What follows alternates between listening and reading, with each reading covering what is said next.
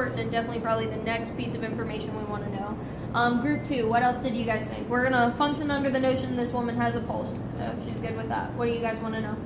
Or this man? How long have they been passed out for? Okay, how long have they been passed out? That's good. And, maybe if she just found him, when's the last time you saw him kind of thing. All right, group 3, what do you guys have?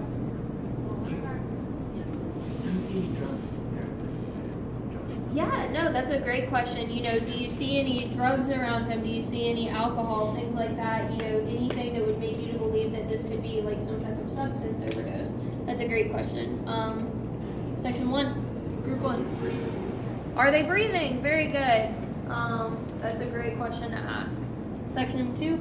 How are they positioned? How are they positioned? Very good. What else from group 3 over here? Yes, that's a really good question. How does their skin feel? What does it look like? Pale, cool, diaphoretic? Are they hot? Are they cold? Are they blue? Things like that. That's a really good question. Did anyone else have anything that they felt was just like a super important or useful question to ask? Are they bleeding? That's a great question. And another one that, again, is really useful to be able to give a great piece of instruction. So, if they're bleeding, you can walk them through kind of like general hemorrhage control practices. So that's really great.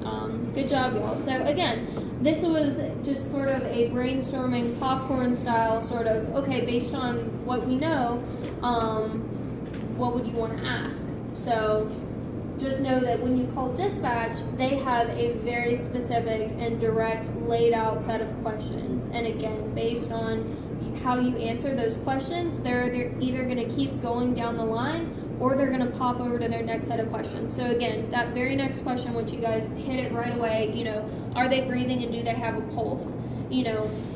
If they did not have a pulse, they're not going to ask any more questions along the lines of like, oh, are they bleeding? Are they, anything like that. At that point, they will click, no, they do not have a pulse, and their whole next set of instructions will appear, and that's going to be specifically directed on, instructing them on how to do CPR.